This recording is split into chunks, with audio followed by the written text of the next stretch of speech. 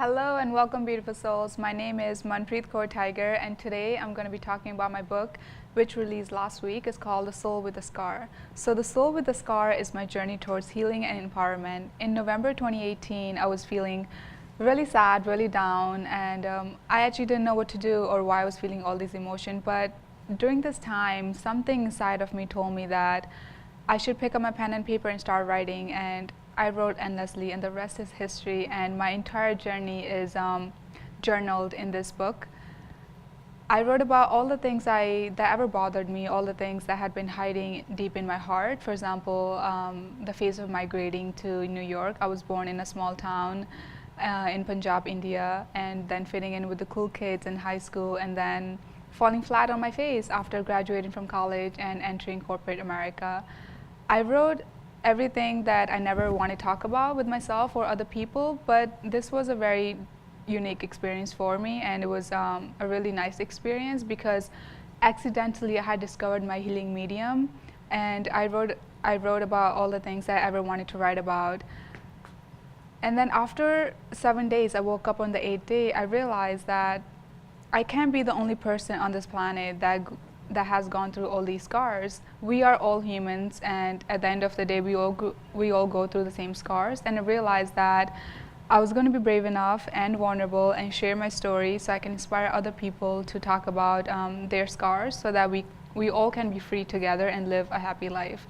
So the book is a selection of poetry. It's divided into 6 chapters.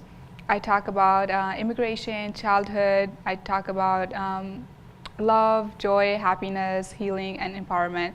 In today's segment, we're going to be mainly focusing on chapter 5, which is called Acknowledging Truth. This is the chapter where I have documented my take, my perspective and view on school and college and education. And I have the wonderful and amazing Tim with me today. Together, we're going to be talking about both education or college experiences. So let me share my college experience. So I went to St. Francis College, just like here. I graduated in 2016 with my bachelor's and master's, and I worked for a Big Four accounting firm. But when I got there, I realized that up until the age of 22, 23, I was actually running on other people's voices.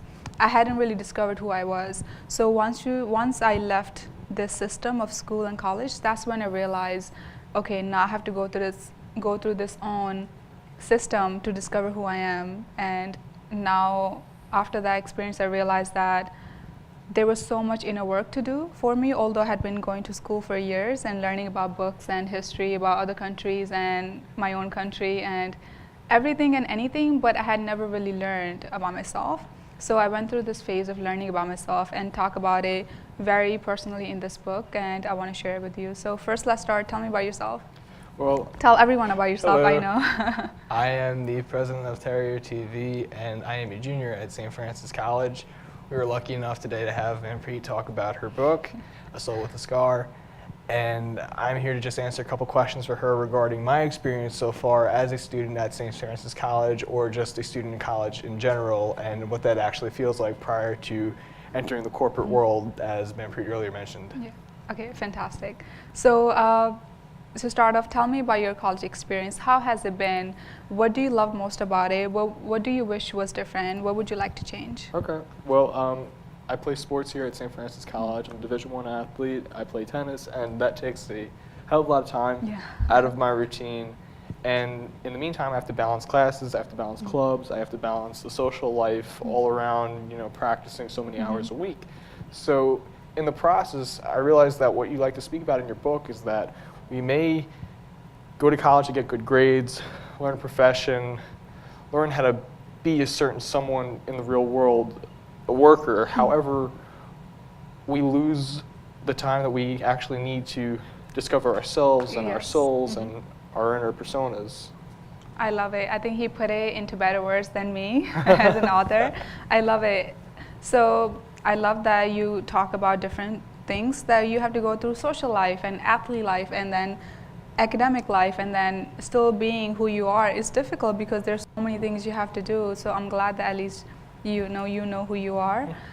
But what do you wish was different among all these things that you're doing? Are you still connected to yourself, who you are? What do you wish was different? Sure. So I wish we had more classes where we could talk more about each other and about what we're going through, and have more sessions where you can confide in others regarding your personal experiences, day-to-day experiences, and how you should take those in stride and process them and discover what they really mean. Yeah. Like, it is very important to learn about science, to learn about history, to learn about religion, but in the meantime, we don't actually discover how to handle our day-to-day activities and problems and errors, and we kind of just brush over them and don't resolve any issues that we might have had. Yeah, that is true. And all those issues that we don't resolve, they stay unresolved until we learn, until we find a medium to resolve them. For me, it was writing, and that's how this book was born, because writing was my medium to talk about these scars that I had been carrying in my soul.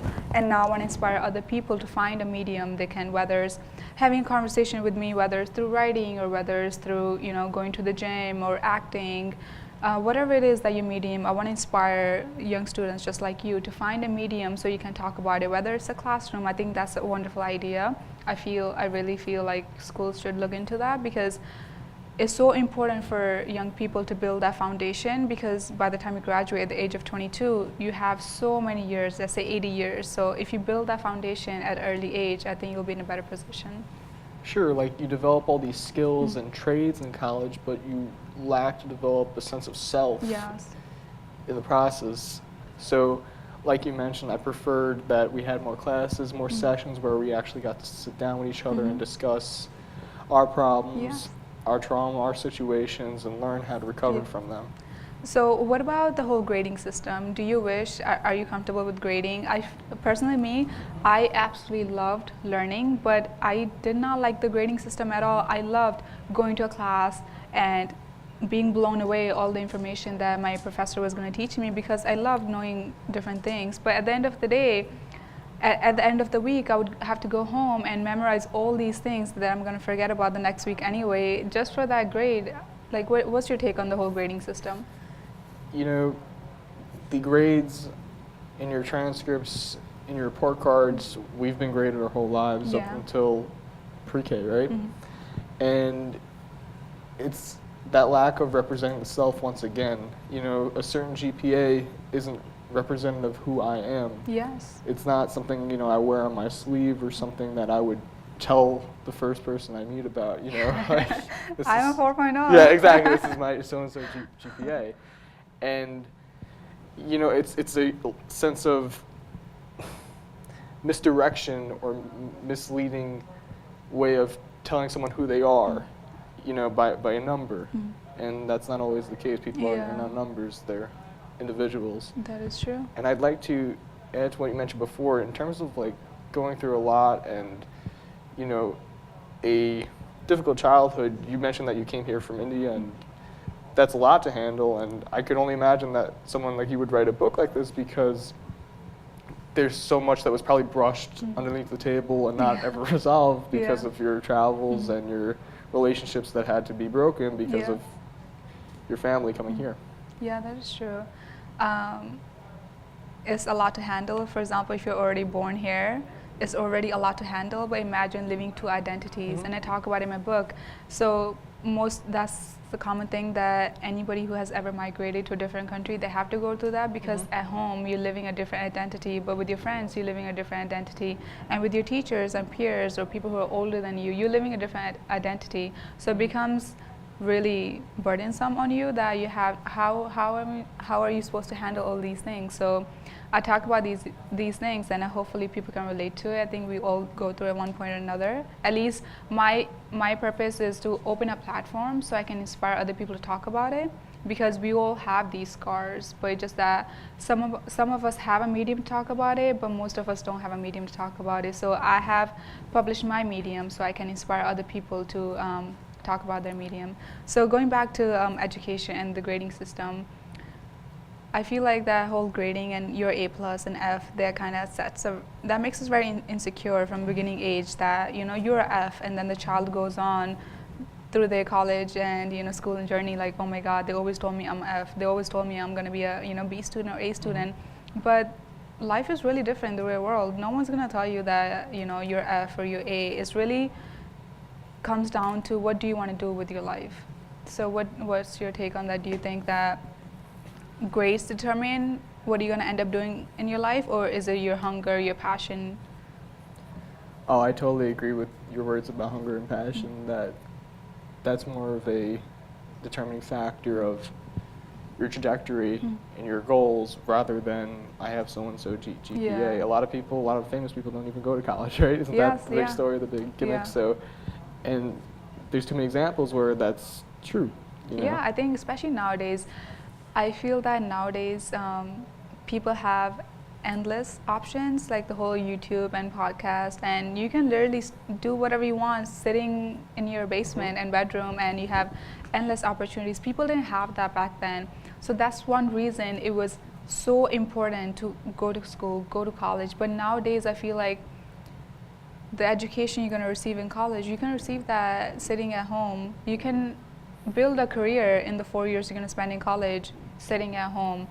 I feel like college really teaches you how to get grades and how to build a perfect resume and how to be a good worker, but it really doesn't do a great job helping you build a foundation of happiness, success, and definitely helping you discover who you are as a person. It helps you develop a mask that will get you through the front door of Yes. a job or an internship rather than developing the person from the inside. Yes, right? yeah, that's true. What do you think? Has college prepared you for a foundation of happiness and success in life, or do you see just yourself focusing on your grades and resume?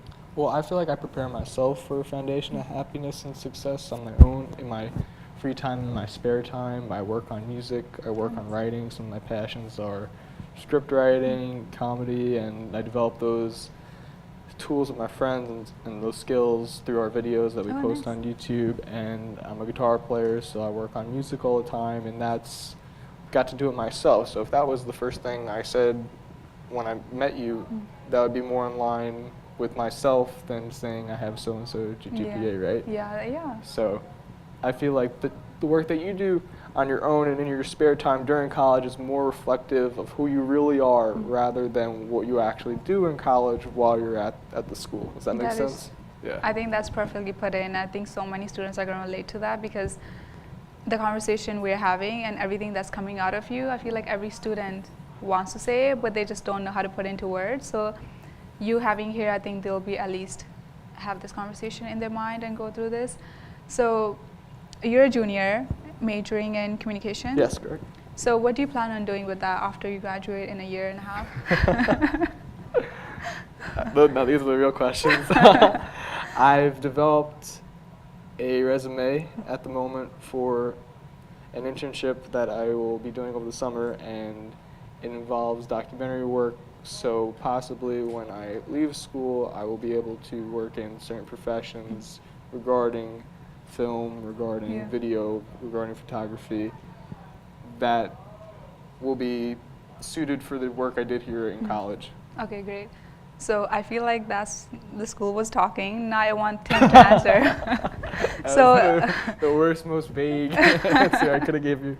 No, that's fine because I had the same answer like 2 years ago, and I feel like everyone present here has the same answer because that's what you think you should be answering. That's what the school wants you to answer. Your parents, your peers, you know, I'm gonna get a degree and get a job and so and so. So forget about degrees, forget about jobs. If you could do anything in the world without worrying about money, something that makes you happy, what would it be? So you're asking about the end goal, the goal where we might see each other ourselves within 10 years, not so much immediately when we get out of college. Like the tools and skills we develop and work we do when we get right out of college is more of a stepping stone to getting to the end goal of what we actually want to do. And a lot of people, you're saying, don't have that end goal. Yeah, that's still, right? like, getting a job is still a phase of discovering who you are. Because if you had discovered who you are, you wouldn't really go for a job that's not meant for you. So to answer your question, I would say that my end goal would be to be some form of a comedian or work in comedy and be a writer. Perfect. Do you do comedy now? Yes. You do? Where do you? Must not be very funny at the moment. No, you're funny. I'm saying comedians rehearse a lot actually, and they put in so much effort and time. I have so much respect for them. But no, I asked because I want to know if you do that currently. Like, do you go in gigs and stuff? Like I mentioned earlier, the work I've done throughout college in my spare time is writing short films, writing skits, writing sketches with my friends that have to do with comedy and being funny. Yeah. And that's work I've done to prepare myself for 10 years down the road, not so much the GPAs I've recruited over so many classes. Okay. I love that. So you would call yourself an average student, right? Sure. Would you call yourself a top student? Well, I don't want to boast, but I do spend a lot of time here. Okay. And I would feel like saying that I was an average student isn't the best description of myself because, you know, I do spend a lot of time at the TV club. I spend a lot of time doing athletics. I spend a lot of time just helping out doing fundraising at the school. So to say I'm an average student, I feel like that would be more in the lines of somebody who just goes to class, somebody just gets grades, and I don't feel like that's a fair representation. No, that's perfect. Perfect answer. The reason I ask an average student is because I feel like you're involved in so many things, and I'm wondering how do you even find the time to do all these things? Yeah, but that's amazing that you have the self-awareness that this is how much time you want to dedicate to your academics, this is how much time you want to dedicate to your other activities, and still be able to do self-awareness and self-reflection. Exactly. That's amazing. Yeah, that's amazing. So, is college interfering in the things that you want to do, which is want to do? Like writing and skits? Those activities take place during the summer when I can finally sit down and say to myself, okay, what do I actually want to do now? What is actually fun to me? What do I actually feel fulfilled doing? And during school time, there's no room for that. So I take the time over the summer to meet up with people, to work on friends, to collaborate and fulfill myself because, like you mentioned, school doesn't give me that opportunity at the moment. Yeah, that's true. Do you feel like you're in school because you want to be here in college, or is it because your parents are telling you to be here, or because the society is telling you to be here? That's a good question. Just your personal take. I mean, just to like get you thinking. Even if you don't have an answer, that's perfectly fine. I'm sure most of us don't have an answer. I didn't have an answer. I still sometimes wonder whether or not we're supposed to be here. Yeah, I just feel like we spent 4 years in college getting stuff that we can of course learn in like 6 months in a year, and use that other time writing skits, writing, you know, going on gigs for music, comedy. I would say to you that I would not have realized those things about myself or what I actually want to do unless I was forced or made to do something I didn't want as much, you know? It puts into perspective that what I actually value are the things I mentioned to you before, rather than going to class, going to school every day. Yeah, that's true. I completely agree, but I'm so happy for you that you have a self-awareness that this is what you want to do in the future, and you have a roadmap how to get there. And I'm so glad that you're doing things in the summer or in your spare time. So I think that's the best thing. You actually mentioned a very, very great point that you wouldn't realize this until you put in a situation that you don't like. So the reason I actually talk about these things is because I have gone through this personally. So after I graduated from college, I used to work in an accounting firm. It just was not me. The minute I got there and I was like, okay, I'm gonna, I worked so hard. I got my master's in accounting. I'm gonna do this. And when I got there, I was like, this is not me. So I was put in a position where I was really unhappy, and I think that allowed me to question myself, my foundation, my education, my beliefs, who am I as a human being, and what do I really want to do in the future. So that experience, although it may have been a negative experience, but I'm so grateful, I think has been the best experience of my life because it allowed me to connect to who I am and find other mediums that I always wanted to do. For example, writing and inspiring people to live their best life, and healing. I also do yoga and meditation. So I think that was a great point. So I wanted to shed some more light into it. So do you have anything else that you would like to add? I'd just like to mention to you a fair summary of everything we've mentioned is the culmination of the mind, body, and soul. Yes, yeah. Right? Yeah. I feel like that's along the lines of what the Soul with the Scar is about. He is full of spirituality. Like he has better points than me. Stop. So I love the ending of mind, body, and soul. There's this quote. I think it's by Will Smith. He said, "Do something every single day. Do 3 things every single day. 1 physically, mentally, and emotionally." So you work through your mind, body, and soul, and I think that will really help you develop who you are as a person. So that was amazing. Thank you so much, Tim. Thank you so much. I appreciate it. Thank you. I feel like students who are currently in college right now, they will have learned so much. And thank you so much for watching. I hope that you have learned so much from our personal stories and from Tim's story and my story. Until next time, have a beautiful day, beautiful souls. Thank you.